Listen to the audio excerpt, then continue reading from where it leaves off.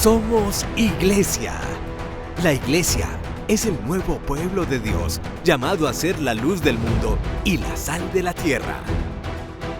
En los vibrantes y vertiginosos tiempos de cambio que vivimos, los bautizados somos los testigos de la vida nueva, de justicia, de unidad y de paz que Cristo nos propone, por la fuerza de la fe luminosa, la esperanza inquebrantable y la caridad ardiente. La Iglesia Católica, cuerpo vivo de Cristo, nos señala la única opción por la verdad y nos presenta el ideal existencial más alto: Jesucristo, modelo de verdadera humanidad y camino seguro de salvación y de vida eterna. Tú eres Pedro, y sobre esta piedra edificaré mi iglesia, y el poder del mal no triunfará sobre ella. Somos Iglesia.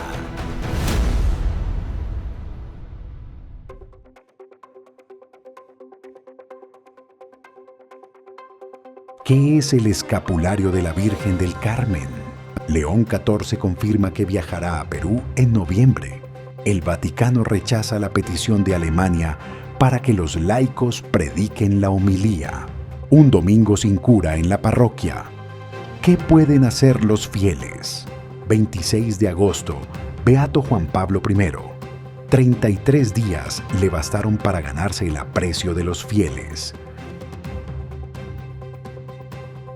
Un saludo para todos ustedes y muy especialmente para todos los que son devotos de la Virgen del Carmen, una advocación muy querida por todos nosotros. Por eso acompañamos espiritualmente a todas las procesiones, caravanas que hoy les rinden homenaje a esta advocación mariana. Padre Carlos, ¿cómo está usted? Bien, Miriam, como tú dices, la Virgen del Carmen es una de las advocaciones más queridas en el mundo católico.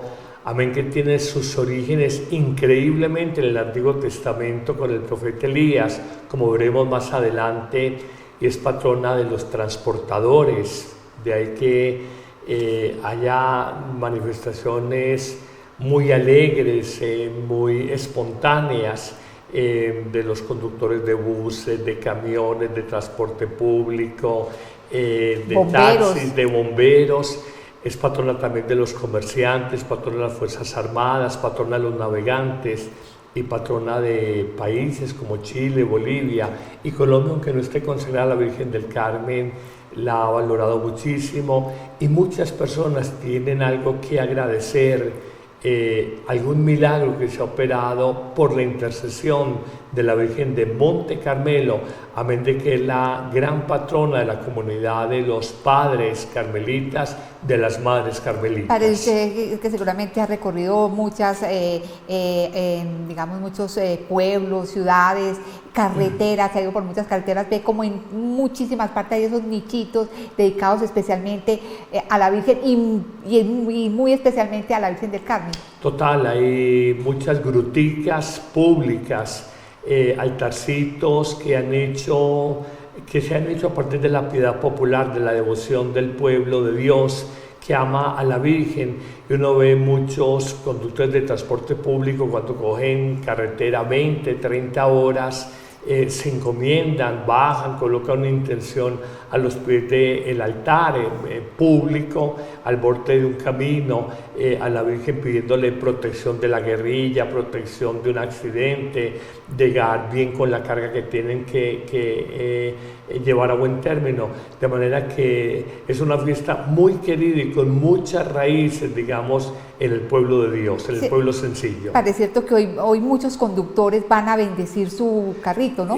Van a bendecir el carro, se les entrega escapularios, se bendicen los escapularios, piden la bendición de la llave del carro y de verdad en numerosas parroquias se hacen caravanas multitudinarias con la bocina, con las cintas, café y blanco, café y amarilla del hábito de la Virgen del Carmen, con decoraciones, con la imagen llevándola en el capacete de los carros, en los carros de cuerpo de bomberos y demás.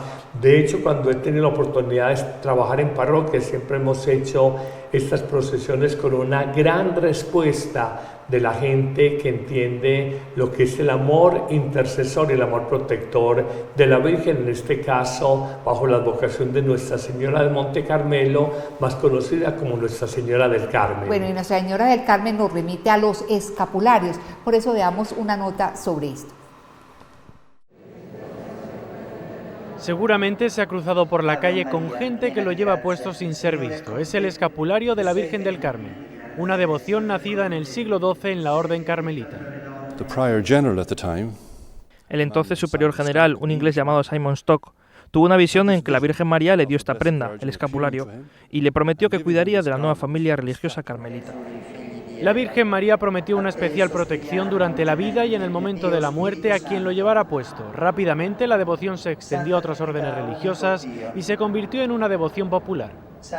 Esta pequeña prenda recuerda el hábito de los carmelitas. Las personas que lo llevan se comprometen a vivir una vida de oración, devoción a la Virgen María y compromiso con la Iglesia. Se le añadió este significado de protección durante la vida y en el momento de la muerte, algo que durante los siglos se convirtió en muy importante para muchas personas. Así la devoción al escapulario carmelita creció muy rápidamente. Esta devoción popular incluye el privilegio sabatino, que garantiza a quien lo lleve ir al cielo el primer sábado después de su muerte. También es una devoción muy extendida entre los papas. Juan Pablo II la vivió durante toda su vida. No era ningún secreto. Él llevó el escapulario toda su vida y habló de él como una expresión de su particular amor por la Virgen María. Tras el Concilio Vaticano II se dio un nuevo impulso al escapulario de la Virgen del Carmen. Mucha gente pide a los carmelitas que le impongan el escapulario con una pequeña oración. La medalla puede ser de tela o de metal con una imagen del Sagrado Corazón en el reverso. Cualquier sacerdote puede imponer el escapulario al cristiano que lo solicita y quien lo lleva se vincula de alguna forma a la familia carmelita. Vea usted, padre, yo no sabía que por llevar el escapulario yo pertenezco de alguna forma a la familia carmelita, ¿no?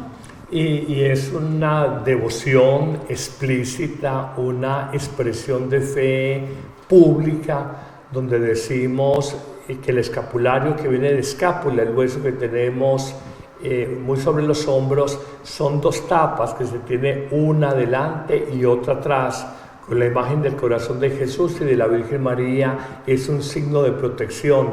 Al principio, en el siglo XIII, con San Simón Stock, eran tapas mucho más grandes a la manera de protecciones de pecho y espalda, y con el tiempo se fue haciendo más pequeña, más funcional, pero se lleva con el mismo amor, y tenemos esa idea preciosa del privilegio sabatino que muchos desconocen y que dijo así de soslayo el informe, y es que quien viva devotamente el amor a María, quien porte con respeto y con una vida cristiana el escapulario a la Virgen del Carmen, gozará del privilegio sabatino, sábado, y es que al sábado siguiente, después de morir, la Virgen sacará esta alma del purgatorio para llevarla al cielo. Y recordamos las imágenes en las casas de las abuelas y de las mamás, que veamos a la Virgen intercediendo por aquellas almas del purgatorio que se purifican y que están siendo sacadas del purgatorio para llevarlas a la gloria, a la plena comunión con Dios. Parece tan especial ese privilegio sabatino que yo creo que no debería existir ninguna persona, por lo menos cristiana, que no llevara el escapulario. Es que es una promesa demasiado buena. Pero bueno, padre, quería preguntarle lo siguiente. Usted lo dijo hace un momento, hay que saber llevar el escapulario. ¿Qué implica eso? A ver, fundamentalmente no es un amuleto. Un amuleto es la penca sábila, una herradura en la puerta de entrada de tu casa, un cuarzo magnetizado. Eso es un sentido mágico. Cuando nosotros llevamos cualquiera de los sacramentales marianos, portamos la camándula para hacer el rosario, portamos la medalla milagrosa que se le apareció a la Virgen a Catalina Labouré, cuya fiesta celebramos el 27 de noviembre, o portamos el escapulario a la Virgen del Carmen. Estamos significando en primer lugar un amor filial a la Virgen como nuestra madre, como nuestra intercesora y como la primera cristiana, la primera discípula de Jesús. Y en segundo lugar nos comprometemos a vivir de una manera recta, íntegra, siguiendo de alguna manera la vida de Jesús, porque la mejor manera de honrar a la Madre de Jesús es cumplir lo que ella anuncia en las bodas de Caná de Galilea, el primer milagro o el primer signo, como dice el evangelista San Juan: hagan lo que Él les diga. En el fondo es vivir según lo que nos pide Jesús. Entonces no es solamente el signo como señal, repito, mágico, como amuleto, sino como un compromiso de vida, de una verdadera conversión y de una verdadera búsqueda de lo que es el Espíritu de Jesús, la gracia de Jesús para nuestra propia vida. Padre, pero no basta con comprar un escapulario. Este me pareció bonito, este me lo voy a colgar. Hay que bendecirlo, hay que llevarlo ante un sacerdote. La bendición, la palabra bendición viene del latín bendicere, decir bien, hablar bien, con el objeto bendito o consagrado que portas. Hablar bien de tu vida cuando llevas, por ejemplo, un crucifijo. Y se trata aquí de que un consagrado, un sacerdote, bendiga bien la camándula, bendiga una medalla, bendiga un crucifijo, y en este caso particular del que estamos hablando, bendiga el escapulario de la Virgen del Carmen, hacerlo bendecir y portarlo con esa devoción.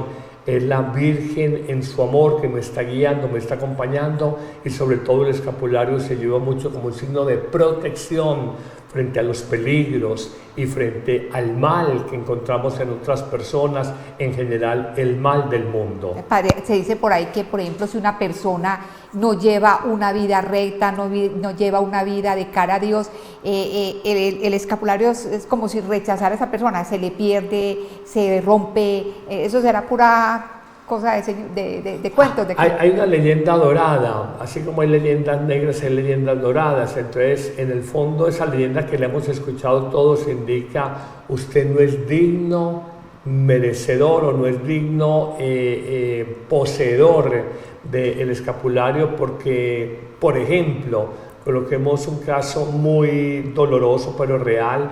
Los sicarios son las personas que matan por dinero, y a veces en una falsa religiosidad y devoción popular se colocaron un escapulario en la muñeca antes de la mano para disparar, de tal manera que la bala no fallara sobre su víctima.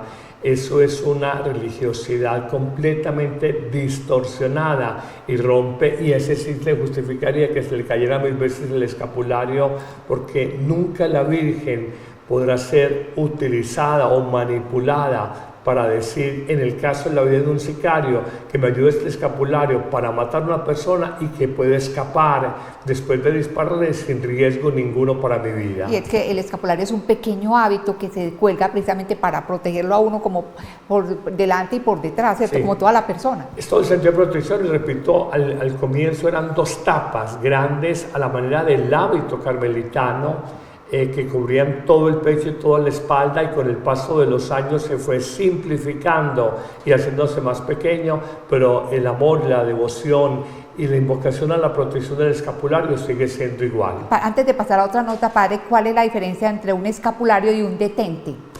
El detente es la imagen del Sagrado Corazón de Jesús y el Inmaculado Corazón de María, una expresión de la piedad popular que nos invita a la espiritualidad de los 2 corazones, los 2 más grandes corazones, el de Jesús y luego el de María, el de Jesús Salvador y el de María la gran intercesora.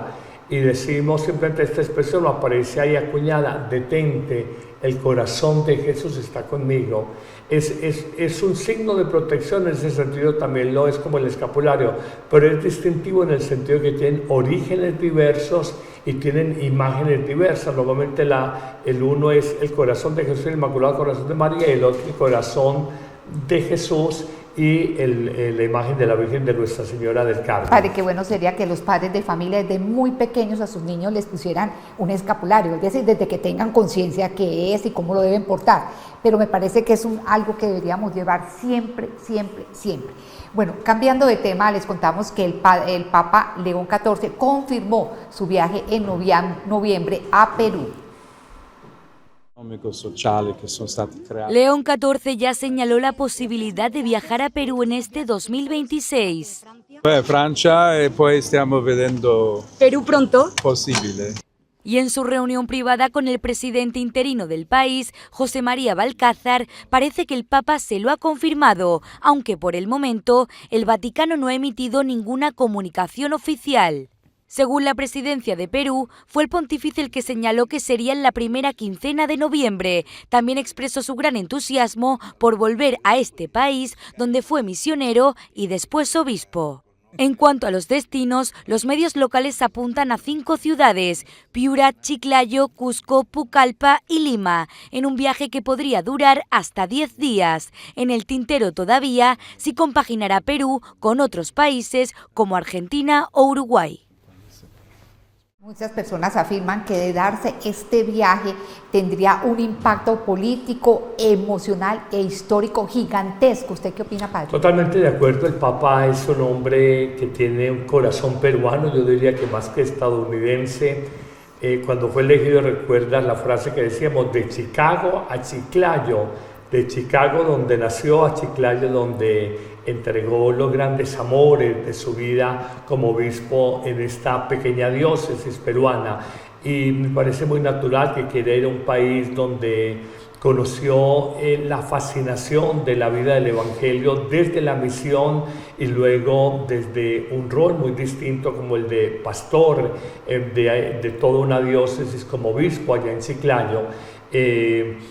Pienso que indiscutiblemente el Papa llevó el mensaje sobre el tema de migrantes, a propósito de que hay muchos venezolanos, después de Colombia creo que es el segundo país mayor receptor de venezolanos después de Colombia, y está el tema también social candente. También le tocará un nuevo gobierno, el de Keiko Fujimori, ya cuando se han cerrado el 100% de los escrutinios, y ha salido ganadora por una pequeña diferencia, creo que no más de 50.000 votos. En Colombia fueron 251.000, de manera que habrá mucha lectura desde lo político, un gobierno de derecha como el de Keiko Fujimori, tal vez evitándola a mucho la preocupación por los pobres, por los migrantes, la agenda social del gobierno de esta hija de quien fue conocido en otra época como Alberto Fujimori, un controvertido presidente. Creo que será de muchas emociones encontradas para el Papa si se hace oficial. El Perú ya ha dicho, bueno, es para esta primera quincena, y ya esperemos que el Vaticano lo haga ya claramente oficial. Bueno, y si su viaje a España fue apoteósico, pues pensamos que en el Perú la cosa va a ser, como dicen los muchachos, de locos. Padre Carlos, y tendría entonces también la posibilidad de viajar a Argentina, y los argentinos, el Papa Francisco, por ejemplo, les quedó debiendo esa visita. Sería muy bueno ahora que el Papa León XIV pues llegara a este país. Siendo países de Sudamérica no están tan cercanos, porque es que Sudamérica es gigante. De Colombia, de Bogotá a Buenos Aires hay 5 horas y media, 6 horas en avión, pero no se descarta, y creo que es una deuda que quedó pendiente con el Papa Francisco, y él siempre adujo, no fui a mi natal Argentina nunca, porque no quise que mi visita como Papa, mi visita apostólica, fuera instrumentalizada políticamente, primero por los Kirchner, luego por Macri y últimamente por Milei. Entonces él no quiso en sus años de pontificado nunca dejarse instrumentalizar políticamente, amén de que él conoce como nadie la idiosincrasia argentina, pero sería maravilloso que pudiera el Papa León XIV visitar un país tan importante, tan reconocido como es la gran Argentina. Bueno, padre, ojalá Dios nos dé vida y salud para en noviembre, si se da pues este viaje, nosotros estarles informando a todos ustedes lo que suceda con el Papa León XIV en nuestra tierra, en Sudamérica. Bueno, padre Carlos, y cambiando, y mis amables televidentes, cambiando de tema, les contamos que el Vaticano rechazó la petición que hizo Alemania en el sentido de que los laicos puedan dar la homilía. El Vaticano dice no a una de las peticiones de los obispos alemanes, que los laicos puedan de forma excepcional predicar la homilía en la misa, un acto reservado según la ley canónica solo a los sacerdotes. La petición se hizo el pasado 30 de marzo, una solicitud que sigue la línea progresista del camino sinodal alemán, pero que el Dicasterio del Culto Divino ha rechazado. A la vez que expresa su aprecio por las preocupaciones pastorales que inspiraron la solicitud, el dicasterio reafirma que la disciplina actual no puede ser dispensada por medio de un indulto, dado que la reserva de la homilía a un sacerdote o diácono no es una norma meramente disciplinaria, sino que deriva de la naturaleza misma de la liturgia. Este departamento recuerda a los obispos que la Iglesia tiene otras formas para la participación de los laicos fuera de la homilía y de la celebración eucarística. Mucha gente se puede preguntar, ¿y por qué solamente los sacerdotes pueden predicar la homilía? A ver, empecemos primero, ¿qué es la homilía? La homilía viene, una palabra que tiene su raíz en el griego antiguo, que significa conversación, interacción. En principio podríamos pensar que una persona dentro de la homilía puede preguntar o interlocutar.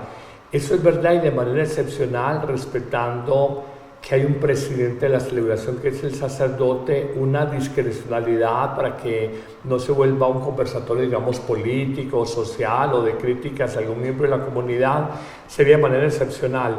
Pero la Iglesia creo que con alguna sabiduría reconoce una verdad media que vale la pena como destacar, y es que la potestad del orden sacerdotal se ejerce a través de la predicación de la palabra, y la predicación de la palabra tiene un contexto fuera de la Eucaristía, donde puede estar también un laico en un grupo de Biblia, en un grupo de catequesis, en un grupo de oración, y otra cosa es el anuncio y la predicación de la palabra en el contexto de la celebración eucarística. Y parece una sutileza, pero es una diferencia. No es lo mismo yo predicar un evangelio en un grupo de oración que predicar la palabra evangélica dentro del contexto de la celebración eucarística, donde hay, permítame la expresión, una unción especial y obra el sacerdote in persona Christi, en la persona de Cristo. Es un alter Christus, es otro Cristo que está allí celebrando y anunciando la palabra como lo hizo Jesús y lo sigue haciendo en la actualidad a través de sus sacerdotes. Entonces lo dice muy bien el informe, no es una mera norma disciplinar, sino que revisado por la congregación, el Dicasterio para los Sacramentos del Culto Divino, nos está hablando de que es una potestad propia del sacerdote celebrante y no meramente del laico. ¿Hay algún riesgo, algún peligro que se correría si los laicos tomaran, digamos, esa responsabilidad de preparar y predicar la homilía?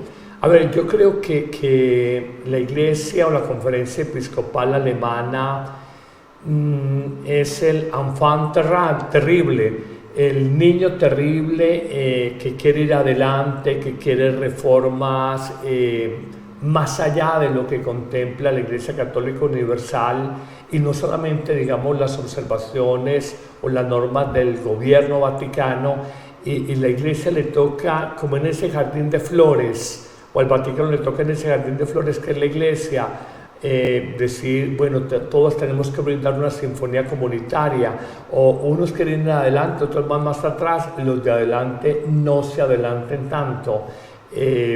Sabemos que ha habido tensiones, sobre todo en la última década, que ya no es poco tiempo, con el famoso sínodo alemán, donde de alguna manera en el entendido de que el progresismo y la renovación eclesial, la renovación pastoral, la renovación del mundo debe ir por el lado de alguna manera suprimir los muros o las potestades del episcopado, del presbiterado, del diaconado en función del laicado.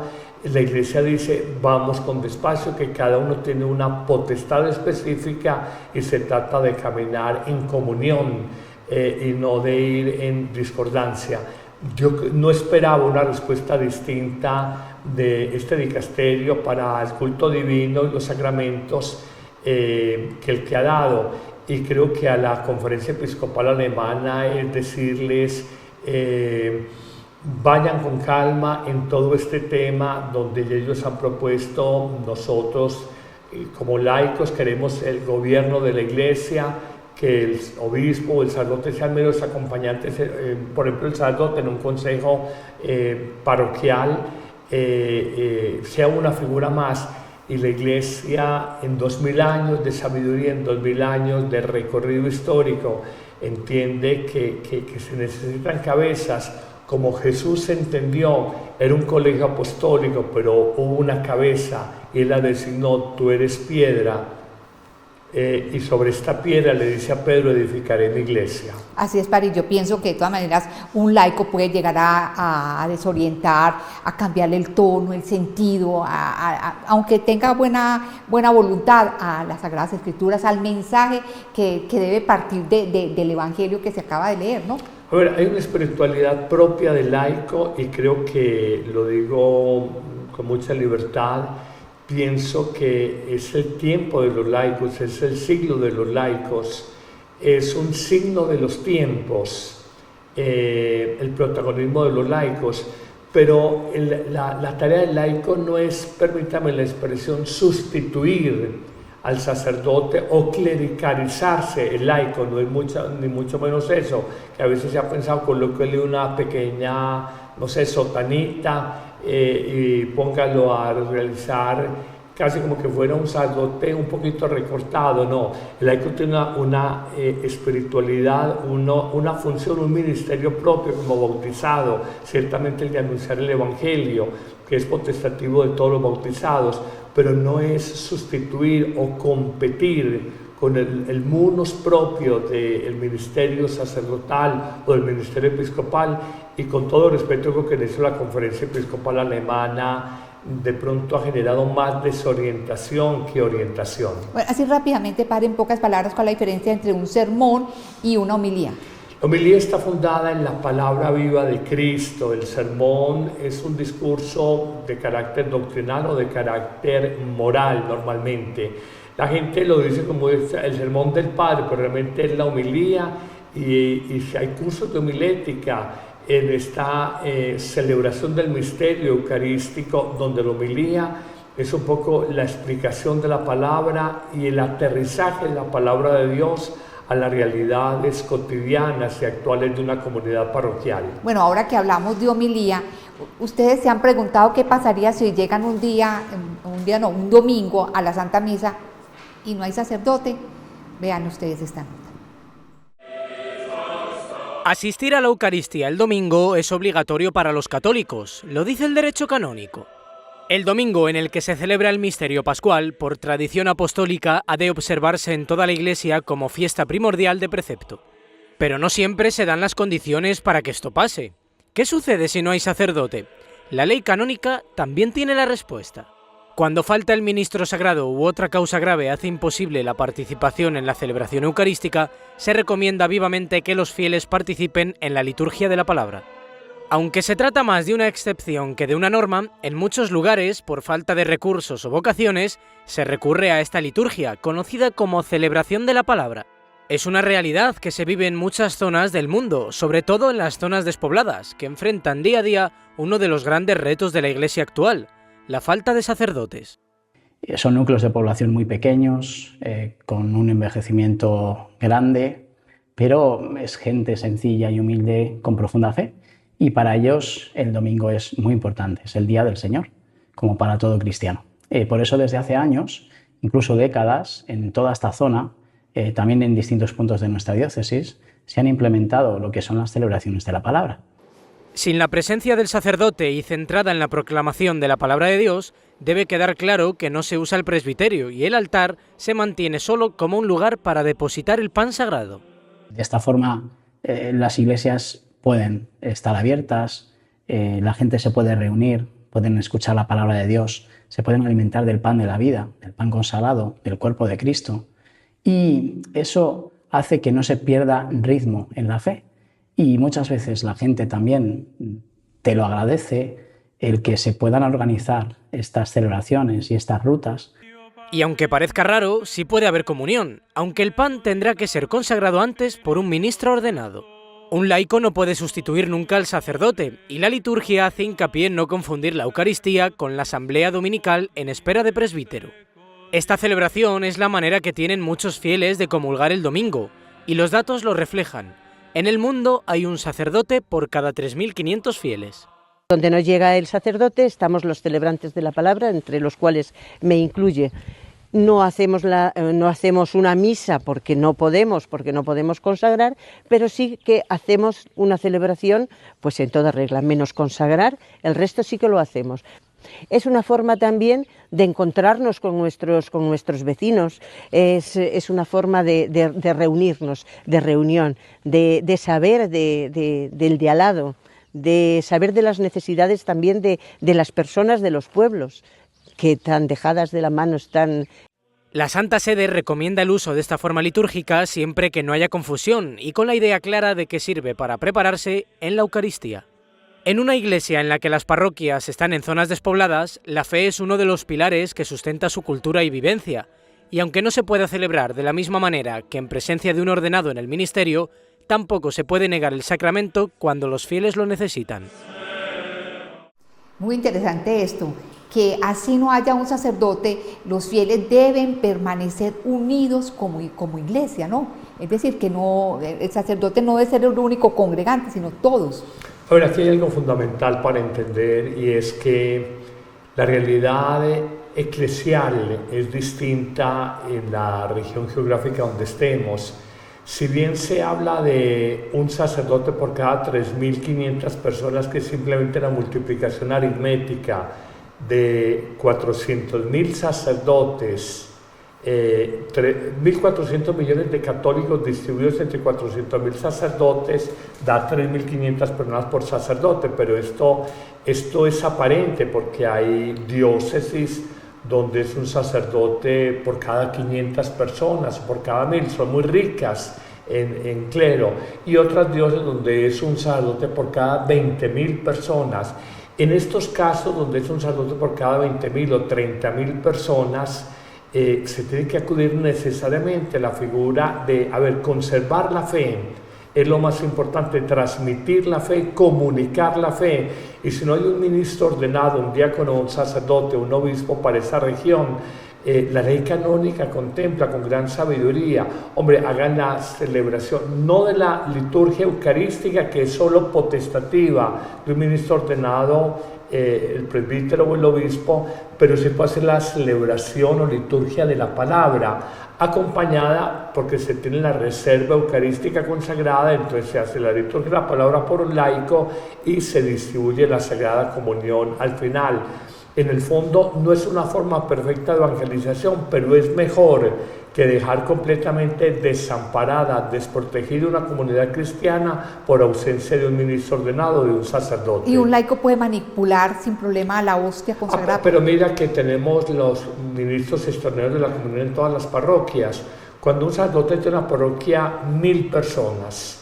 Cuando la gente ya culturalmente está acostumbrada a que una Eucaristía no pase más allá de una hora, y cuando él sabe que si de las 1.000 personas comulgan 200 y las 200 personas van a gastarse 25 minutos, entonces se sirve de ministros extraordinarios. En eso no hay ningún problema. Están también las religiosas que presiden muchas veces la celebración o liturgia de la palabra en zonas de misión, y tenemos todavía afortunadamente un buen número de religiosas, o laicos catequistas, que son muy importantes en zonas de misión. Para nosotros nos suena un poco extraño, pero hoy por hoy en tierras de la Amazonía, selváticas, el catequista, por encima del sacerdote que lo ven una vez al año o de una religiosa que la ven ocasionalmente, el catequista es esencialmente la figura eclesial que transmite la fe, que alimenta la fe con la celebración de la palabra, y también llevando la comunión eucarística, reservándola con el debido decoro y criterios de seguridad, y luego distribuir la Sagrada Comunión al pueblo de Dios. ¿Para qué otras facultades tiene un laico dentro de la iglesia? No, cuando Jesús dice, vayan y hagan discípulos míos, bautizándolos en nombre del Padre, del Hijo y del Espíritu Santo, no lo dice solamente los apóstoles como consagrados. Es un mandato a la humanidad. Todo bautizado, por el mero hecho del bautismo, tiene no solamente el derecho, sino el deber de comunicar su fe. los padres a los hijos, los abuelos a los nietos, los profesores a los educandos, a los alumnos, los emprendedores, empresarios a sus empleados, subalternos, trabajadores. Estamos todos llamados, el amigo con el amigo, estamos llamados a anunciar a Jesús. Es un derecho del bautizado y es un deber del bautizado, y esto habla de todas las formas de anuncio, desde el querigma, desde la catequesis, desde invitar a un grupo de Biblia, un grupo de oración, un grupo de adoración eucarística. ¿Qué sacramentos puede impartir un laico? En caso de peligro de muerte, donde no hay un sacerdote, y un bebé acaba de dar a luz una mamá y va a morir, le puede echar perfectamente la mamá o el papá, siendo laicos, transmitir la fe, colocar el agua o derramar el agua con sentido de fe, bendecirla y derramar el agua sobre el bebecito que va a morir y decir: Dios te bautizo en el nombre del Padre, del Hijo y del Espíritu Santo, nuestra fe trinitaria.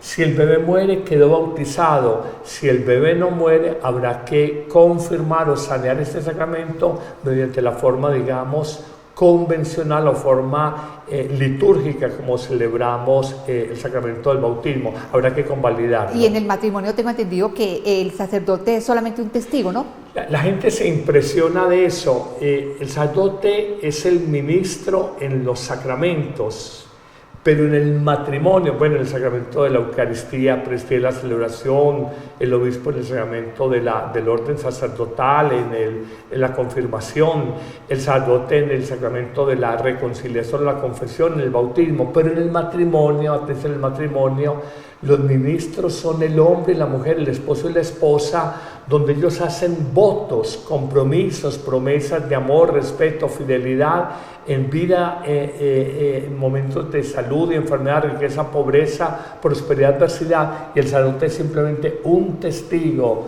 de ese amor esponsal donde Cristo vive sacramentalmente en el amor de ese hombre y esa mujer. Bueno, padre, muy interesante este tema, seguramente volveremos sobre el mismo en próximos programas. Por lo pronto vamos a finalizar el programa con las historias que inspiran y vamos a recordar hoy al Papa de la Sonrisa, Juan Pablo I. 4 de septiembre de 2022 fue el día que se beatificó a Juan Pablo I. Escuchen cómo rugía el cielo romano esa mañana al comienzo de la celebración. Pero pese a ello, los fieles no se dispersaron, quedaron a la espera de proclamar un nuevo beato para la Iglesia. Fue el Papa número 263, el último de nacionalidad italiana hasta el momento. Su pontificado duró tan solo 33 días, fue el cuarto más corto de la historia, sin embargo fue suficiente como para ganarse el sobrenombre del Papa de la Sonrisa. Tan solo presidió 4 audiencias generales, su memoria se celebra cada 26 de agosto, mismo día en el que se convirtió en el sucesor de Pedro. Escogió su nombre en honor a sus predecesores Juan XXIII y Pablo VI. En lo que respecta a sus sucesores, tanto Juan Pablo II como Benedicto XVI elogiaron su persona. El Papa Francisco durante su beatificación tampoco se quedó atrás. Fratelli e sorelle, il nuovo beato ha vissuto così, nella gioia del Vangelo, senza compromessi, amando fino alla fine. Egli ha incarnato la povertà del discepolo, che non è solo distaccarsi dai beni materiali, ma soprattutto vincere la tentazione di mettere il proprio io al centro o cercare la propria gloria. El final de la ceremonia de beatificación hizo impronta de ello. Tras la tormenta, los paraguas desaparecieron y el sol impregnó la plaza de San Pedro. En el ambiente se respiraba que un nuevo Papa beato nacía en la Iglesia Católica. Bueno, San Juan Pablo I, Padre Carlos, ¿por qué se dice que él humanizó el pontificado? A ver, Albino Luciani es un hombre muy especial en su cortísimo periodo como Papa. Cuando lo eligen es famosa la expresión que les dice a sus hermanos cardenales en el cónclave: que Dios les perdone por lo que me han hecho. Les dice así. No sé si fue premonitorio porque sentía que su salud estaba debilitada o porque sentía que era un peso extraordinario que tal vez no podría llevar adelante. También es famosa la expresión en la catequesis con algunos niños en Italia cuando le dice ¿cómo es Dios? Entonces dice Dios es Padre pero también es Madre, y hay otra traducción de esa catequesis famosa que me parece aún más linda: Dios es un Padre con corazón de madre.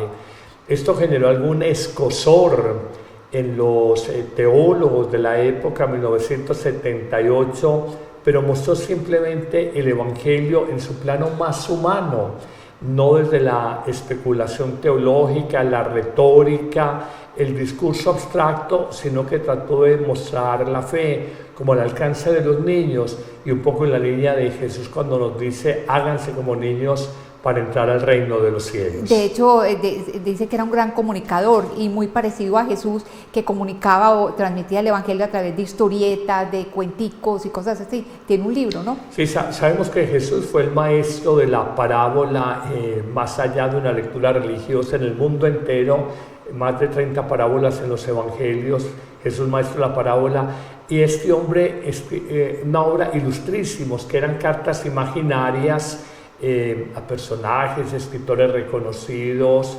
de décadas anteriores o siglos anteriores, y allí llevaba mensajes portadores de humanidad, de valores, y de cuestionaron la forma en que vivimos.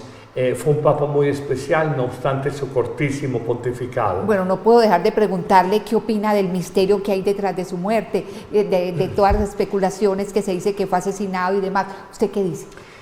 Así como el autor del libro El Código Da Vinci, que luego se hizo película, se hizo millonario, inventando historias truculentas de poder, de corrupción, los Illuminati, no sé qué, en el Vaticano, y se hizo famoso, y la gente es muy dada, no sé si por curiosidad, por morbosidad o por ingenuidad, a creerse esto. Sobre la muerte temprana de Juan Pablo I se tendió una serie de historias fabulosas y de conspiraciones. Ahí utilizamos la palabra que hoy se utiliza, los conspiranoicos.